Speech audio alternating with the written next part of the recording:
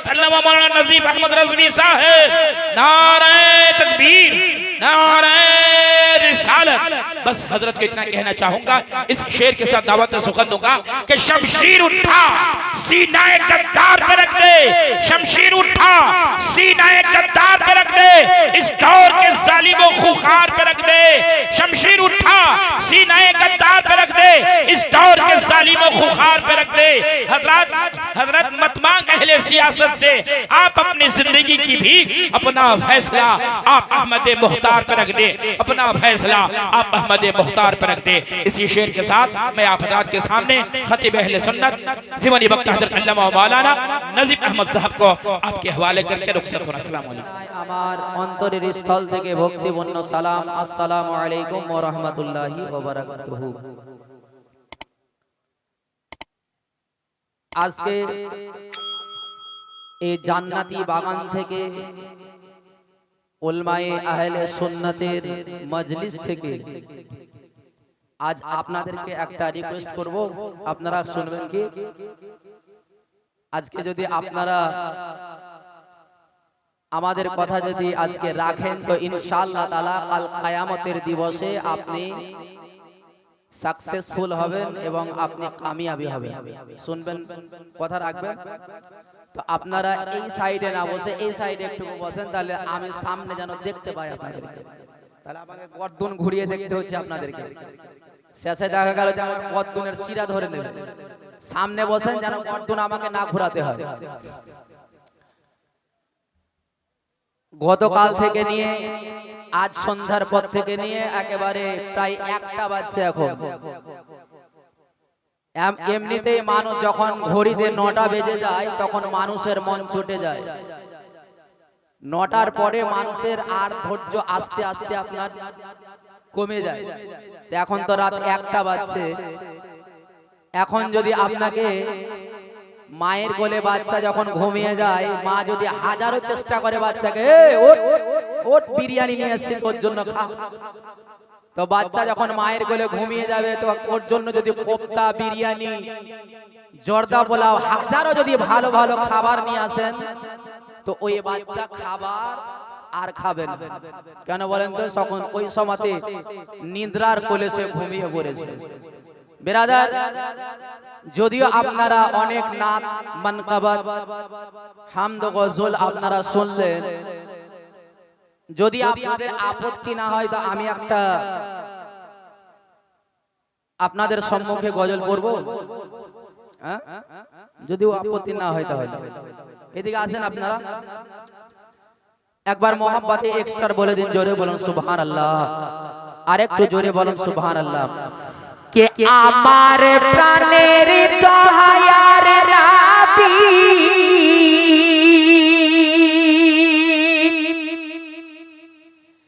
দাও না কেন দেখা,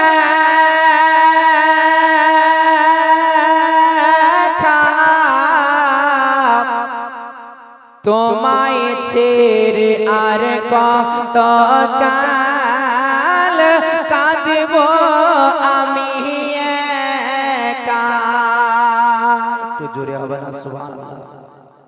আপনাদের ব্যাটারির চার্জ খালি এতটুকু, আস্তে আস্তে বোধহয় ব্যাটারির চার্জ আপনাদের শেষ হয়েছে, হয়নি?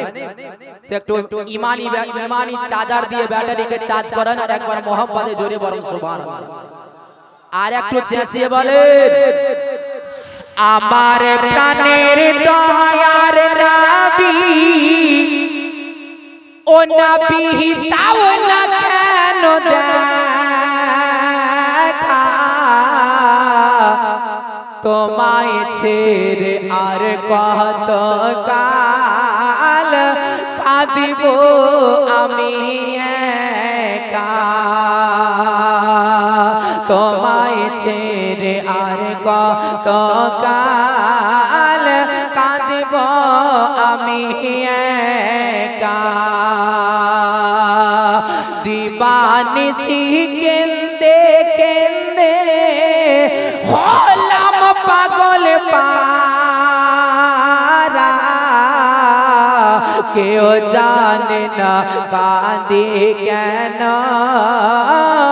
আমি যে কি হারা। দয়ার নবী দাও না কেন দেখা তোমায় ছেড়ে আর কত কাল কাঁদিব আমি একা। তো জোরে বলুন সুবহানাল্লাহ। আপনার একবার সুবহানাল্লাহ বলতে গেলে আসমান ও জমিনের মধ্যে ফাঁকা জায়গাকে ভরে দেওয়া হয়। একটু মোহাম্মদে জোরে বলুন সুবহানাল্লাহ।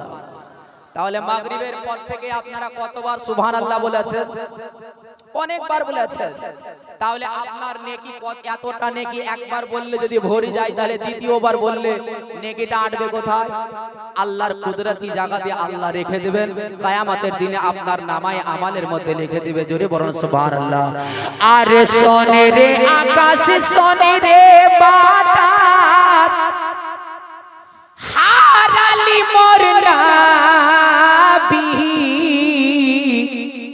দেখিব না আর এ জীবনে তার নূরের সে ছবি,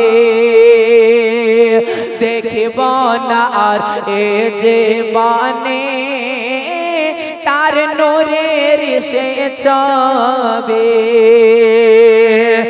আমার প্রাণের দয়ার নবী দাও না কেন দেখা তোমায় ছেড়ে আর কত কাল কাঁদিব আমি একা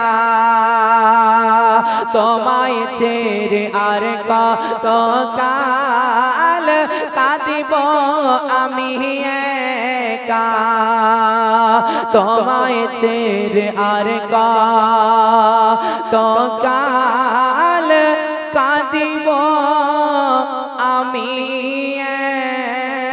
একা। সমস্ত প্রশংসা সমস্ত তারিফ আর শান সেই করুণাময় আল্লাহ তাআলার নিমিত্তে, যিনি এক অদ্বিতীয়, যিনি অক্ষয় অব্যয় অনাদি অনন্ত অসীম, যিনি সর্বাজ্ঞ সর্বব্যাপী অজয় অমর। তারপরে পরে আমারও আপনার নবী তথা সারা বিশ্বের নবী মা আমিনার লাল মরুর দুলাল, জান্নাতের কিরদেগার ফেরেশতাদের লিডার, বিশ্বের নেতা আব্দুল মুত্তালিবের শ্রেষ্ঠ পোতা জনাবে মুহাম্মদুর রাসূলুল্লাহ জোরে পড়ুন সাল্লাল্লাহু তাআলা আলাইহি ওয়াসাল্লামের উপরে শত সহস্র দরুদ ও সালাম বর্ষিত হোক ও অর্পিত হোক। এক বাক্যে সকলে মিলে উচ্চ স্বরে ভক্তি ভরে মোহাব্বতের সহিত জোরে বলুন আল্লাহু আমিন। मोहम्मद की मोहब्बत दीने हक के शर्ते अव्वल है। मोहम्मद की मोहब्बत दीने हक के शर्ते अव्वल है। अगर हो इसमें कुछ खामी तो सब कुछ नामुकम्मल है। जोरे बोलो सुभान अल्लाह। मुअज़्ज़ज़ सामाईन इकराम, আল্লাহ রাব্বুল আলামিনের অটুট সংবিধান আল কোরআন মহান গ্রন্থ থেকে আয়াতে কারিমা তেলাওয়াত করেছি। 2 পারা সূরা বাকারা আয়াত নাম্বার 135 থেকে আয়াতে কারিমা তেলাওয়াত করেছি। ইনশাআল্লাহ তাআলা এই আয়াত সম্পর্কে আপনাদেরকে কিছু ওয়াজ ও নসিহত আপনাদের সম্মুখে আমি বলবো। যেহেতু এই রাত্রে বেলায়, এই গভীর রাত্রে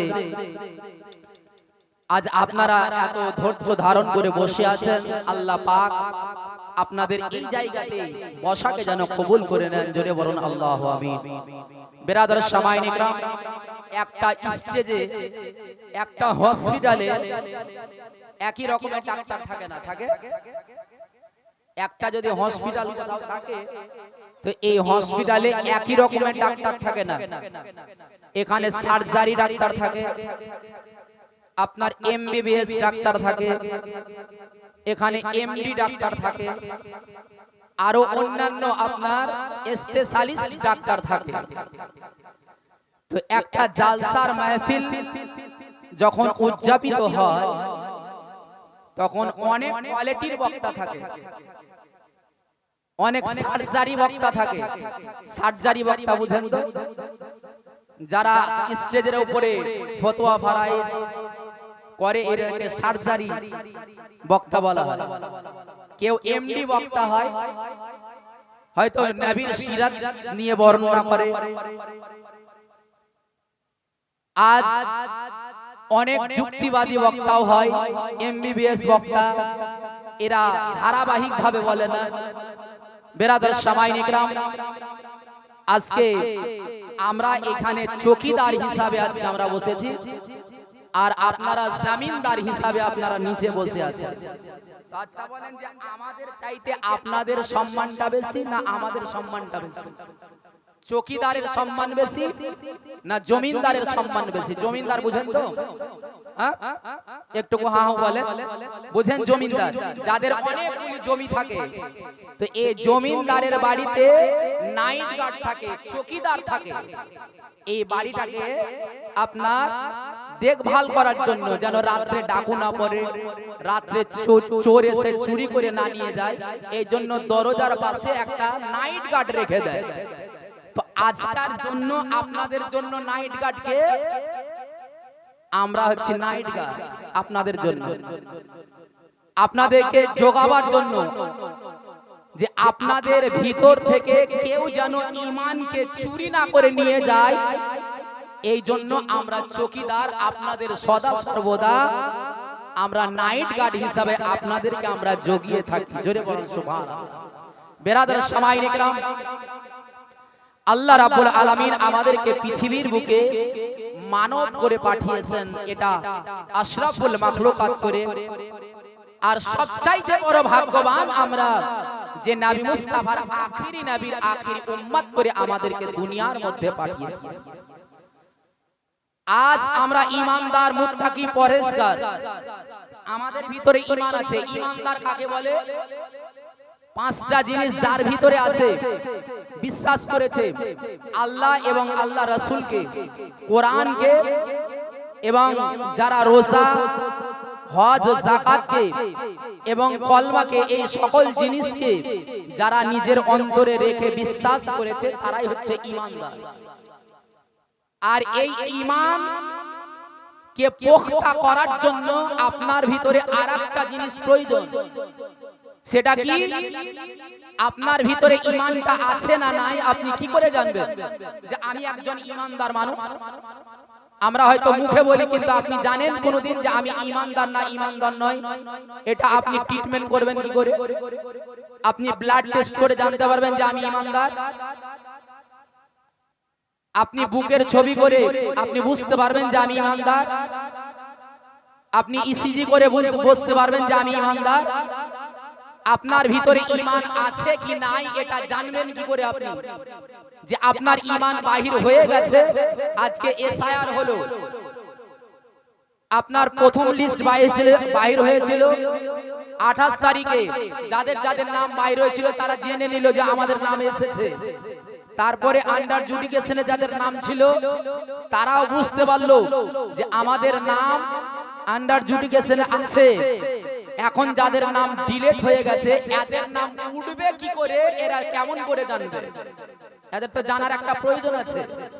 তো ঈমান এমনই একটা জিনিস, আল্লাহ দুটো জিনিস আমাদের ভিতরে, এমন দুটো জিনিস দিয়েছে যেটা মানুষ জীবনে কোনো দেখতে পায় না। কোন ডাক্তার যদি সার্জারি করে দেখাতে পারবে না, আপনার শরীরকে যদি চিরা হয় দেখাতে পারবে না।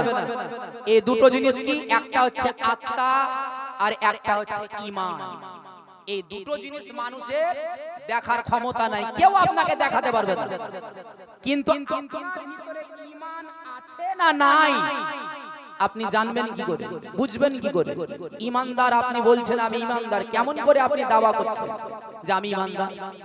বেরাদার সামাইন ইকরাম, একটাই জিনিস আছে আপনার বুঝার, যে আমি ঈমানদার না ঈমানদার নয়। যদি নবীর কথা শুনে, আহলে বায়তের কথা শুনে, দয়ার নবী মুস্তাফার সিরাত শুনে যদি আপনার ভিতরে মোহাব্বত জাগে, আপনার অন্তর যদি কাঁদে, তাহলে আপনি জানবেন যে আমি ঈমানদার। আর যদি আপনার অন্তর না কাঁদে, তাহলে আপনি বুঝবেন যে আমার ভিতরে ঈমান নাই। জোরে বরং সুবহানাল্লাহ। তাহলে আপনি বুঝবেন কি করে? আপনার নবীর জন্য যখন আপনার অন্তর কাঁদবে, নবীর নাম শুনে, তখনই আপনি ঈমানদার, মুত্তাকি, পরহেজগার, আল্লাহর কাছে আল্লাহ আপনাকে কবুল করে নিয়েছে। বেরাদার সামাইন ইকরাম, এদিকে সেদিকে আপনাকে বলতে গেলে তো 1 ঘন্টা এইদিকে কেটে যাবে। তো আল্লাহ পাকের কোরআন থেকে আয়াতে কারিমা তেলাওয়াত করেছি, ইন্নাল্লাহা মাআস সাবিরিন, নিশ্চয় ধৈর্য ধারণকারীর সঙ্গে আল্লাহ বিরাজমান করে। আল্লাহ ধৈর্য ধারণকারীর সঙ্গে আল্লাহ বিরাজমান করে। আজকে আমাদের শরীরে যদি জ্বর হয় তো আমরা আল্লাহকে ভুলে যাই, আল্লাহকে ইয়াদ করি। আমাদের যখন কোনো খুশির সময় যখন আসে তখন আমরা আল্লাহকে ভুলে যাই, ইয়াদ করি না আল্লাহকে। আমার যখন টাকা পয়সা অনেক হয়ে যায়, ব্যাংক ব্যালেন্স অনেক হয়ে যায়, অট্টালিকা আমার যখন হয়ে যায়, তখন আল্লাহকে আমরা আস্তে আস্তে ভুলে যাই, আল্লাহকে ইয়াদ করি না। বিরাদর সামাইন ইকরাম, কেউ আপনাকে আল্লাহকে ইয়াদ করে সবুর বা ধৈর্য ধারণ করতে হবে। আর সুখের সময়তেও আপনাকে সবুর করতে হবে, যেহেতু আমার আল্লাহ রাব্বুল আলামিন বলেছেন, যারা দুঃখের সময়তেও এবং সুখের সময়তেও যারা ধৈর্য ধারণ করে আমি আল্লাহ তাদের সঙ্গে বিরাজমান করি। জোরে বলুন সুবহানাল্লাহ। নামাজ পড়া খুব সহজ কাজ। মসজিদে গেলেন, ওযু করলেন, ঠকা ঠক ঠকা ঠক ঢিকির মতো ঠুকে মসজিদ থেকে বাইরে হয়ে চলে এলেন। নামাজ পড়া কষ্ট কাজ, হ্যাঁ কষ্ট কাজ নামাজ পড়া। যাকাত দেওয়া খুবই আসান কাজ। বাড়িতে টাকা পয়সা আছে, আপনি হিসাব করে টাকা বাহির করে দিলেন, ফকির মিসকিনকে দান করে দিলেন। হজ করা খুবই সহজ কাজ। 6 লাখ টাকা খরচা করে ভিসা পাসপোর্ট লাগিয়ে দিলেন, প্লেনে আপনি উড়ে গিয়ে আপনি 7 সমুদ্র পার করে জিদ্দাতে নেমে গেলেন, সেখান থেকে হজ করে আপনি চলে এলেন। খুব সহজ কাজ। রোজা রাখা সহজ কাজ। একটা মাস সেহরি করলেন, ইফতার করলেন, একটা মাস কাটিয়ে দিলেন। কিন্তু ধৈর্য ধারণ করাটা হচ্ছে সবচাইতে বড় কঠিন কাজ। এর চাইতে বড় কঠিন কাজ আর পৃথিবীর বুকে কোনো কাজ নাই। ধৈর্য ধারণ করাটাই হচ্ছে সবচাইতে বড় কষ্টকর এবং সবচাইতে বড় আপনার কষ্টকর। বেয়াদা সামাইন ইকরাম, যেহেতু এই ধৈর্য ধারণ করে হযরত ইব্রাহিম খলিলুল্লাহ আলাইহিস সালাম নিজের বেটাকে কুরবানি দিতে গিয়ে তিনি ধৈর্য ধারণ করেছিলেন। হযরত আইয়ুব আলাইহিস সালাম তিনি 18টি বছর ধরে শয্যাগত হয়েছিলেন, তবুও তিনি ধৈর্য ধারণ করেছিলেন। এই জন্য আল্লাহর নিকটে তিনি কবুলিয়াত হয়েছেন। হযরত ইউসুফ আলাইহিস সালাম নিজের বাপের কাছ থেকে 80 বছর ধরে তিনি আলাদা হয়েছিলেন, জেলখানার ভিতরে তিনি ধৈর্য ধারণ করেছিলেন। হযরত ইয়াকুব আলাইহিস সালাম নিজের বেটার জন্য, নিজের বেটার বিরহের জ্বালাতে তিনি ধৈর্য ধারণ করেছিলেন। আর তিনি ধৈর্য ধারণ করে অবশেষে হযরত ইব্রাহিম, হযরত ইয়াকুব আলাইহিস সালাম আল্লাহর নিকটে তিনি কবুলিয়াত হয়েছিলেন। হে বিরাদার সামাইন ইকরাম, হযরত সাইয়্যিদুশ শুহাদা ইমামে হুসাইন রাদিয়াল্লাহু তাআলা আনহু কারবালার ধরতিতে যখন আলী আসগার শহীদ হয়ে যায়, ইমামে হুসাইন ধৈর্য ধারণ করেছিলেন। আলী আকবর শহীদ হয়ে যায়, ধৈর্য ধারণ করেছিলেন। আলী আসগার শহীদ হয়ে যায়, ধৈর্য ধারণ করেছিলেন। আব্বাস বিন আলীর বাহু কেটে যায়, ধৈর্য ধারণ করেছিলেন। এমন কি 17 জন আহলে বায়াতকে আল্লাহর রাস্তায় কুরবানি করে দিয়ে ইমামে হুসাইন ধৈর্য ধারণ করেছিলেন। এই জন্য আমার দয়ার নবী মুস্তাফা হযরত ইমামে হুসাইনের উপাধি দিয়েছিলেন সাইয়্যিদুশ শুহাদা হযরত ইমামে হুসাইন রাদিয়াল্লাহু তাআলা আনহু। এই জন্য হযরত ইমামে হুসাইনকে শহীদে আযম উপাধি দেওয়া হয়েছে। ধৈর্য পৃথিবীর বুকে আর দ্বিতীয় কেউ ধারণ করতে পারবে না। হে বেরাদার সামাইন ইকরাম, আমার সাইয়্যিদুশ শুহাদা ইমামে হুসাইন রাদিয়াল্লাহু তাআলা আনহু সেই পল বা সেই সময় বা সেই ক্ষণ আপনার কেমন ছিল, সেই দৃশ্যটা কেমন ছিল যে আজ আপনার চোখের সামনে আপনার বেটাকে যদি পিটিয়ে মেরে দেওয়া হয়, আজ আপনার চোখের সামনে আপনার ভাইকে যদি আজ জবাই করে দেওয়া হয়, আজ যদি আপনার চোখের সামনে আপনার বেটিকে যদি তেরে তেরে যদি মেরে দেওয়া হয়, তাহলে আল্লাহ বলেন আপনার ভিতরটা কেমন করবে? আজ যদি বলা হয় যে মসজিদকে রক্ষা করার জন্য আজ নিজের নিজের একটা ছেলেকে পাঠাও, পাঠিয়ে দাও যুদ্ধ করার জন্য, আছেন প্রস্তুত কেউ? বলবেন মৌলভী সাহেব টাকা লাগে মসজিদ বাঁচাতে, টাকা নিয়ে এলেন কিন্তু বেটা দিতে পারবো না, বেটা দিতে পারবো না, যে বেটা হচ্ছে আমার জীবনের সাহারা। কিন্তু ইমামে হুসাইন রাদিয়াল্লাহু তাআলা আনহু তিনি ওয়াদা করেছিলেন নবীর সঙ্গে, ইয়া রাসূলুল্লাহ আমার মামা যখন আমার জন্য কুরবানি হয়ে গেছে, আমার মামাকে আমার জন্য আপনি কুরবানি দিয়েছেন, ইয়া রাসূলুল্লাহ আজ আপনার সঙ্গে প্রতিজ্ঞা করলাম, আপনার সঙ্গে ওয়াদা করলাম, যেদিন এই ইসলামের প্রতিষ্ঠান আসবে ইয়া রাসূলুল্লাহ সেদিন ইমামে হুসাইন নিজে কুরবানি হয়ে যাবে, কিন্তু আপনার ইসলামকে কখনো ডুবতে দেবে না। জোরে বলুন সুবহানাল্লাহ। হে বেরাদর সামাইন ইকরাম, আমার সাইয়্যিদুশ শুহাদা ইমামে হুসাইন রাদিয়াল্লাহু তাআলা আনহু আজ আপনার ও আমার জন্য, আজ এই ইসলামের জন্য, আজ নবী মুস্তাফার এই ইসলামের বাগানকে বাঁচাবার জন্য ইমামে হুসাইন রাদিয়াল্লাহু তাআলা আনহু নিজের গদ্দন্ত গদ্দন, নিজের আলো আওলাদকে আওলাদ, এমন কি ইমামে হুসাইন রাদিয়াল্লাহু তাআলা আনহু ওই কারবালার ধরতিতে যে মানে আপনার দৃশ্যখানা দেখিয়েছেন, এই কারবালা আর দ্বিতীয় কারবালা কোনোদিন তৈরি হবে না।